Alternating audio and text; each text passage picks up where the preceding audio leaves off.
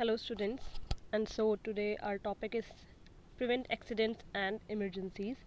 This is your session 10. Session 9 we have completed in previous video. So just start with session 10, that is prevent accidents and emergencies. That means हम accidents को कैसे prevent कर सकते हैं और emergencies को. First of all बेटे accident क्या होता है देखो. An accident is an unplanned and unexpected event which happen all of a sudden and cause injury or loss. It is usually unfortunate incident. Accident क्या होता है बेटी? एक्सीडेंट एक अनप्लान्ड और अनएक्सपेक्टेड इवेंट होता है, क्योंकि प्लान नहीं किया होता है, वो अनप्लान्ड होता है, जो एकदम से होता है. सडन मीन्स एकदम से होता है, और जिसकी वजह से आपको कोई इंजरी या फिर लॉस होता है, और ये एक अनफॉर्चुनेट इंसिडेंट होता है. इमरजेंसी क्या होती है बेटे? An emergency is a situation that might pose an immediate risk to health, life, property और एनवायरनमेंट. इमरजेंसी क्या है? एक ऐसी सिचुएशन हो जाती है जब आपके एकदम इमीडिएट रिस्क होता है आपकी हेल्थ को या आपकी लाइफ को या प्रॉपर्टी को या फिर एनवायरनमेंट को. और जब भी कोई इमरजेंसी आती है तो वहाँ पर हमेशा इमीडिएट अटेंशन की ज़रूरत होती है, एक प्रॉपर एक्शन की ज़रूरत होती है, जिससे कि जो सिचुएशन है वो ज़्यादा वर्ड्स ना हो जाए. ठीक है, जैसे कि एक एग्ज़ाम्पल है, एक कोई एक्सीडेंट, कोई बाइक से टकरा जाता है रोड पर, तो बेटे ये क्योंकि अगर कोई बाइक से टकराया है तो वो खुद नहीं टकराया, वो अनप्लान्ड था, तो ये एक्सीडेंट हो गया क्योंकि ये अनप्लान्ड इवेंट था. अब ये एक इमरजेंसी आ गई क्योंकि अगर उसकी चोट लगी है, तो हमें जो भी वहाँ पे होंगे, जो भी लोग होंगे, या तो वो क्या करेंगे, उनको उसको इमीडिएट एक्शन लेंगे. एक इमीडिएट एक्शन की ज़रूरत पड़ेगी उसमें, ताकि सिचुएशन और ज़्यादा बुरी ना हो जाए. तो वहाँ पे उसकी इमीडिएट रिस्क टू हेल्थ हो गया है, हेल्थ और लाइफ हो गया है. तो फिर ये आपकी इमरजेंसी की ज़रूरत पड़ती है. That means emergency means immediate action की ज़रूरत पड़ती है. क्लियर? अब आता है टाइप्स ऑफ एग्जाम्पल. देखो टाइप्स ऑफ एग्जाम्पल है कि आप गिर सकते हैं, आपके कहीं से चोट लग सकती है, मशीनरी से चोट लग सकती है, आप बैठे आपके दर्द होने लगता है, ये भी एक्सीडेंट है बेटे. और अगर आपको शॉक लग जाता है, कोई इलेक्ट्रिकल शॉक, तो भी एक्सीडेंट है. तो एक्सीडेंट में be of following type. First of all है बेटे एक्सीडेंट एट वर्क प्लेस, जहाँ पर आप काम करते हैं वहाँ पे एक्सीडेंट हुआ है. इंडस्ट्रियल डिजीज़ इलनेस, आप किसी इंडस्ट्री में वर्क कर रहे हैं, वहाँ से उसके थ्रू जो केमिकल्स वगैरह है उसकी वजह से आपको कोई डिजीज़ हो रही है, कोई बीमारी हो रही है. थर्ड है road traffic accident. Obviously road पर जो एक्सीडेंट होते हैं, that is your road traffic accident. Then clinical accident. Clinical accident होगा बेटे जब क्लिनिक से रिगार्डिंग है. And then sports related accident. Sports related accident होता है जब आपको जो भी इंजरी हो रही है, जो भी प्रॉब्लम हो रही है, वो स्पोर्ट्स रिलेटेड है. ठीक है, अब हम इसको डिटेल में पढ़ेंगे. First of all work place accident. A workplace accident refers to the accident taking place in the course of work leading to physical or mental injury. मतलब क्या होता है कि वर्कप्लेस एक्सीडेंट वो एक्सीडेंट होता है जो कहाँ पर होता है. जैसे कि आप कहीं पर वर्क कर रहे हैं, जिस वजह से आपको वहाँ पे कोई एक्सीडेंट हो गया है, कुछ भी प्रॉब्लम हो गई है जिस वजह से आपको फिजिकल या मेंटल इंजरी हुई है, तो वो आपका वर्क प्लेस एक्सीडेंट कहलाएगा. Such accident can take place at office premises और outside the premises while engaged in an economic activity और एट वर्क. अगर आप कि कहीं पे एक्सीडेंट हुआ है, चोट लगी है, इंजरी हुई है मेंटल या फिजिकल, जब आप ऑफिस में थे तो भी वो वर्क प्लेस एक्सीडेंट कहलाएगा. पर अगर आप ऑफिस प्रीमिसेस के बाहर हैं और आप कोई वर्क उसी से रिलेटेड कर रहे हैं, तब आपको कोई एक्सीडेंट होता है, तो भी वो वर्क प्लेस एक्सीडेंट ही कहलाएगा बेटे. वर्क एक्सीडेंट इंक्लूड स्लिप, या आप गिर गए हैं या आग लग गई है, ये सब आपका वर्क प्लेस एक्सीडेंट कहलाता है. ठीक है, जैसे आप कहीं काम करते हैं, कोई इंस्टीट्यूशन है या कहीं पर ऑफिस में वर्क करते हैं, वहाँ आग लग जाती है, तो वो एक वर्क प्लेस एक्सीडेंट कहलाएगा. सेकेंड आता है बेटे industrial disease illness. An industrial disease is a disease illness और disorder that primarily happens due to work और वर्किंग कंडीशंस. तो इंडस्ट्रियल डिजीज़ वो होती है जहाँ पर ये मतलब इसलिए वजह से होती है कि वहाँ के काम की वजह से या वहाँ की जो वर्किंग कंडीशंस है उस वजह से जो भी आपको इलनेस होती है या डिजीज़ होती है, वो आपकी इंडस्ट्रियल डिजीज़ कहलाती है. It is associated with the particular occupation और इंडस्ट्री. अब वो डिपेंड करता है कि आपको जिस टाइप की इलनेस हो रही है, वो डिपेंड करता है आप किस कंपनी में या किस ऑक्यूपेशन में है, किस टाइप की इंडस्ट्री में आप वर्क कर रहे हैं. Due to exposure in the workplace or during occupational activity, the impact of an occupational injury reaches beyond lost wages and can have negative impact on the quality of life. क्योंकि आप जहाँ पे work कर रहे हैं वहाँ की working condition क्या है, वर्किंग एनवायरनमेंट क्या है, उससे आपको जो प्रॉब्लम हो रही है वो आपके बेटे लॉस्ट वेजेस पे चला जाता है. दैट मीन्स वेजेस मीन्स जो आपको सैलरी मिलती है. ऑब्वियसली आप बीमार होगे तो सैलरी कट होगी, प्लस आपकी क्वालिटी ऑफ लाइफ पे नेगेटिव इम्पैक्ट डालता है ये. ठीक है, this is your industrial disease illness. अब आते बेटे some of the reasons for the development of occupational disease in an employ में इंक्लूड. अब क्या रीजंस हैं जिससे कि ये जो डिजीज़ होती हैं, ऑक्यूपेशनल डिजीज़ होती हैं एम्प्लॉय में, किस रीजंस की वजह से होती हैं. सबसे पहले है हजार्डस मटीरियल लाइक केमिकल्स. जब केमिकल्स का बहुत ज़्यादा यूज़ होता है तो वो बहुत गलत इम्पैक्ट डालती है आपकी हेल्थ पर.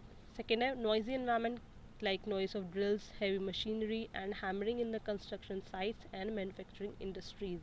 नॉइसी एनवायरनमेंट है, अगर बहुत ज़्यादा ड्रिल्स की नॉइस आ रही है, हैवी मशीनरी चल रही है, वहाँ पे हैमरिंग मीन्स हथौड़ा कंस्ट्रक्शन साइट्स पे या मैन्युफैक्चरिंग साइट्स पे, तो भी वो प्रॉब्लम क्रिएट करती है आपके हेल्थ पे. Ill ventilated work places like working in underground mines and confined spaces.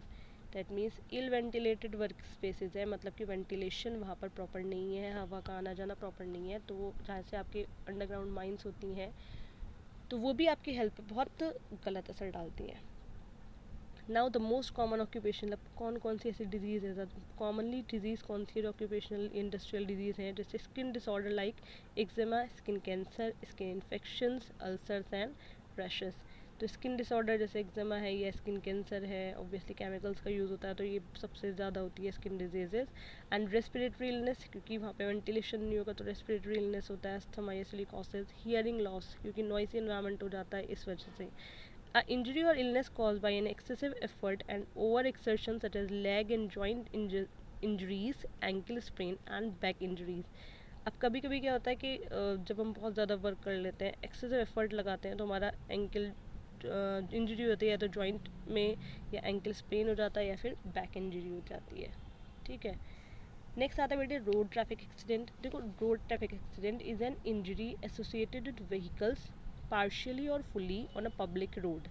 अब रोड ट्रैफिक एक्सीडेंट वो होते हैं जो आपको जैसे चोट लगी है, आपको कोई भी इंजरी हुई है, या तो पार्शियली या तो व्हीकल्स की वजह से या फुली व्हीकल्स की वजह से, थोड़ा बहुत लगा है या पूरी तरह से लगा है, और पब्लिक रोड पे आप चल रहे हो, तो वो आपका रोड ट्रैफिक एक्सीडेंट कहलाएगा. Some common causes of road accidents are, बेटे क्या ज़्यादा रीजंस क्या होते हैं रोड एक्सीडेंट के. ड्रिंक ड्राइविंग, कोई ड्रिंक एंड ड्राइव कर रहा हो, या फिर ओवर स्पीडिंग हो, या फिर स्पीडिंग हो सॉरी, या ट्रैफिक रूल्स को मानने से अगर मना कर देते हैं या रेकलेस ड्राइविंग करते हैं तो एक्सीडेंट्स होने के चांसेस बहुत ज़्यादा बढ़ जाते हैं. अब कुछ टिप्स हैं टू प्रिवेंट रोड एक्सीडेंट, ये फिगर भी आपकी गिवन है. Don't use mobile phone while driving. Drive करते हुए मोबाइल फ़ोन का यूज़ नहीं करना चाहिए. बेल्ट अप करना चाहिए अपने आप को. और just slow down means follow speed limits. Watch out your kids के इधर उधर हाथ तो बाहर नहीं निकाल रहे हैं. Take frequent breaks, that means reckless driving नहीं करनी चाहिए. अगर आप बहुत लंबे टाइम से ड्राइविंग करते हैं तो फिर थोड़ा थोड़ा ब्रेक लेना चाहिए बीच में. अदर यूज़र्स को भी ऑब्जर्व करना चाहिए कि कौन कहाँ से आ रहा है पीछे से. कीप प्रॉपर डिस्टेंस, एक प्रॉपर डिस्टेंस मेंटेन करके चलना चाहिए. These are the tips to prevent road accidents. Clear. Next आता है बेटे क्लिनिकल एक्सीडेंट्स. देखो, clinical accident is an unplanned incident, obviously क्योंकि एक्सीडेंट है तो अनप्लान्ड इंसिडेंट ही होगा, which causes or has the potential to cause harm to a patient. One common cause of the medical error are the communication breakdown, poor communication between a physician, nurse in a medical error. अब clinical accident वो होता है बेटे, एक unplanned incident होता है. किस वजह से होता है कि या तो मिसअंडरस्टैंडिंग हो गई है डॉक्टर और पेशेंट के बीच में, या आपने प्रॉपर तरीके से बताया नहीं है कि क्या प्रॉब्लम आपको हो रही है, तो उस वजह से क्या होता है कि जो पेशेंट होता है उसको हार्म हो जाता है. लेकिन ये अनप्लान्ड होता है, प्लान नहीं होता है. ये किस वजह से होता है, या तो आपको फिजिशियन से या नर्स से पुअर कम्युनिकेशन है हो रहा है और मेडिकल एरर्स आ गए हैं. Other common causes include medication errors, too much blood transfusion, infection from central line etcetera. Health care team member और पेशेंट ऑफन रिजल्ट्स. अब कभी कभी क्या होता है कि जैसे सर्जरी हुई है तो बहुत ज़्यादा खून ब्लड लॉस हो गया है या फिर इन्फेक्शन आ गया है, तो वो भी बेटे अनप्लान्ड होता है, वो किसी ने प्लान नहीं किया होता है. तो ये सब आपकी क्लिनिकल एक्सीडेंट कहलाता है जो क्लिनिक से रिलेटेड होते हैं. ठीक है. अब नेक्स्ट आता है बेटे sports related accidents. So sports related accidents are the accident और injuries that occur during sports, athletic activities और exercising.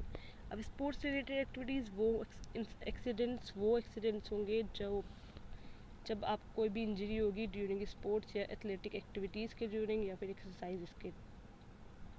The most common sport injuries are strain or sprain and they are commonly caused by poor training में आता है. अगर आपकी training सही से नहीं हुई हुई है या स्ट्रक्चरल एबनॉर्मलिटीज़ हैं या मसल्स में वीकनेस है, लिगामेंट्स और अनसेफ एनवायरनमेंट है, तो उस वजह से आपका स्पोर्ट्स रिलेटेड एक्सीडेंट होने के चांसेस बहुत ज़्यादा बढ़ जाते हैं.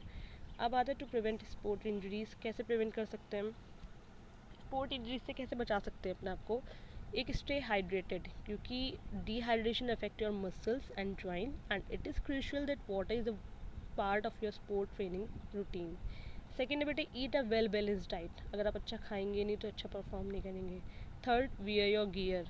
दैट मीन्स वियर गियर का मतलब है बेटे जो भी आपके बेस्ट वेज हैं प्रिवेंट अपने आप को बचाने के लिए इंजरीज से, वो सब आपको पहनना चाहिए. जैसे आपके शूज़ होते हैं, हेलमेट्स होते हैं, पैड्स होते हैं. नेक्स्ट है नो योर बॉडी लिमिट्स. अपनी बॉडी की लिमिट पता होनी चाहिए. ऐसा नहीं होना चाहिए कि आप बॉडी की लिमिट से ज़्यादा परफॉर्म कर रहे हैं. Warm up and cool down and learn to do your sport right. These are the ways to avoid the sport injuries. बेटा डायग्राम के थ्रू शो कर रही हूँ तो आपको ईजिली याद रहेगा. सिर्फ आप ये याद रखिएगा, stay hydrated, eat a well balanced diet, wear your gear, know your body limit, warm up and cool down. जो आपकी बुक में गिवन है वही सेम यही है, बस ये अलग लैंग्वेज में लिखा है थोड़ा, तो कोई प्रॉब्लम नहीं है. आप इसको जस्ट 5 इसमें से याद रखना, पूरा याद कर रखने की ज़रूरत नहीं है. सिर्फ ये पॉइंट्स याद रखना. Stay hydrated, eat a well balanced diet, wear your gear, know your body limits and warm up and cool down. बहुत ईजी है, ठीक है. ये देखिए आपकी गिवन है, wear the right gear, use the proper technique, वही है सेम. आप एक बार पढ़ लीजिएगा इसको. अब आता है नेक्स्ट बेटे इमरजेंसीज़. देखो इमरजेंसी मैंने आपको बताया था. अब इमरजेंसी सिचुएशन होती है is one that threatens the employed, customer और द पब्लिक डिस्टर्ब्स और shut down the operation, causes physical और इन्वायरमेंटल डैमेज.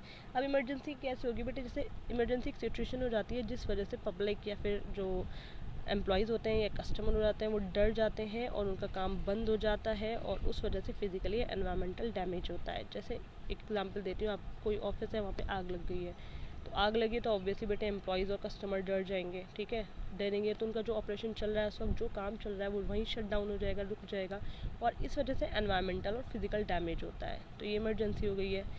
अब आता है some workplace emergencies include. जो वर्क प्लेस पे कौन कौन सी इमरजेंसीज आ जाती हैं, जैसे कि फायर, आग लग जाती है, एक्सप्लोजन हो जाता है, टॉक्सिक गैस रिलीज़ होती है, या फिर हरिकेन्स या सेफ इवैक्यूएशन. मतलब सेफ इवैक्यूएशन मतलब इवैक्यूएशन मैंने आपको बताया था एस्केप, निकलना वहाँ से. तो अगर सही से एग्जिट नहीं कर पा रहे हैं तो ये भी एक इमरजेंसी आ गई है. Tornadoes, chemical spill, radiological accidents, civic disturbance, work place violence. अगर वहाँ पे वायलेंस हो जाता है तो ये आपकी इमरजेंसीज़ है. अब बेटे इमरजेंसीज याद रखना जो सडन, ऑल ऑफ सडन होती है, कोई प्लान करके नहीं होता है. ठीक है, इसमें से भी आप कोई भी 5 अपने माइंड में रख लेना, वो काफ़ी होगा. क्लियर. अब ये टाइप की जो इमरजेंसीज होती है बेटे, इनको इमीडिएट इवैक्यूएशन, इमीडिएट एक एग्जिट प्लान की ज़रूरत होती है. तो अब एग्जिट प्लान की ज़रूरत होगी तो वो हम उन एक्सीडेंट्स को हैंडल कैसे करेंगे? तो handling accident can take place anywhere and any time and it can cause a minor injury to death toll. Obviously accident बेटे कभी भी कहीं भी हो सकते हैं और इस वजह एक्सीडेंट की वजह से कभी कभी बहुत छोटी इंजरी हो जाती है या कभी कभी जान पर भी बनाती है. ठीक है, दस एन एक्सीडेंट और emergency must be handled carefully and compassionately. तो इसलिए एक्सीडेंट और इमरजेंसीज जो होती हैं उन्हें केयरफुली हैंडल करना चाहिए और कंपैशनेटली उन्हें हैंडल करना चाहिए. Every organisation must have proper guidelines and planning to rescue their employees. That means बेटे कि जो हर ऑर्गेनाइजेशन के पास एक प्रॉपर गाइडलाइन होनी चाहिए और प्लानिंग होनी चाहिए अपने एम्प्लॉयज़ को रेस्क्यू करने की अगर कोई इमरजेंसी आ गई है. और ये जो प्लानिंग और गाइडलाइंस होती है और ये जो पूरा इवैक्यूएशन प्रोसीजर होता है, ये हर ऑर्गेनाइजेशन के हर मेंबर को पता होना चाहिए, सो दैट जब इमरजेंसी आए तो वो लोग इजीली वहाँ से एग्जिट हो पाएँ. The basic of handling an accident emergencies include proper installation of emergency alarm or alerting system in an organization should be mandatory. That means अब इसका जो ये जो पूरा हैंडलिंग एक्सीडेंट हैंडल कर रहे हैं ये इसमें बेसिक क्या चीज़ें होनी चाहिए बेटे? सबसे पहले मैंने आपको पहले भी बताया था कि प्रॉपर इंस्टॉलेशन होना चाहिए इमरजेंसी अलार्म का। विद अगर आग लग जाती है, कुछ और हो जाता है, तो अलार्म बजेगा तो सब लोग एकदम अलर्ट हो जाएंगे कि हाँ कुछ प्रॉब्लम है, और वो इजीली वहाँ से रेस्क्यू ऑपरेशन चला सकते हैं। ठीक है, नेक्स्ट है बेटे, every organisation must follow SOP for accident handling. SOP उन्हें जो स्टैंडर्ड ऑपरेशन प्रोसीजर्स होते हैं वो एक फॉलो करने चाहिए कि उनकी क्या है, कि कैसे निकलना है वहाँ से, क्या क्या करना है, ये सब। Safety measures must be place to prevent work place accident. Safety measures वहाँ पे होने चाहिए आपके वर्क प्लेस पे। Everyone should know where emergency equipment and first aid kits are located. हर किसी को, एक ऑर्गेनाइजेशन में हर मेंबर को पता होना चाहिए कि इमरजेंसी इक्विपमेंट कहाँ रखे रहते हैं और फर्स्ट एड किट कहाँ से मिलेगी। Then immediately call the medical team for an injury. अगर ऐसा लगता है किसी को चोट लगी है, चोट लगने के चांसेस हैं, तो हमेशा तो जल्द से जल्द बेटे मेडिकल टीम को कॉल कर देना चाहिए। स्टे अलर्ट एंड एक्टिव, हमेशा अलर्ट और एक्टिव रहना चाहिए। Be aware of emergency evacuation plan and know where the emergency exits are. Emergency और एवैक्यूएशन प्लान का पता होना चाहिए, और ये भी पता होना चाहिए कि इमरजेंसी में हमें निकलना कहाँ से है। And pay attention to and follow emergency drills. Emergency drills जो ट्रेनिंग कराई जाती है, मैंने आपको फायर वाले में बताया था, जो ट्रेनिंग कराई जाती है कि हमें अगर कुछ प्रॉब्लम हो जाती है, इमरजेंसी आ जाती है, तो हमें कहाँ से निकलना है, कैसे परफॉर्म करना है, कैसे अपने आप को बचाना है, वो अपने दिमाग में रखना चाहिए, अलर्ट रहना चाहिए, और हमें ईजिली वहाँ से निकल जाना चाहिए। This is all about your session 10. Session 11 we will discuss in next class. Thank you so much.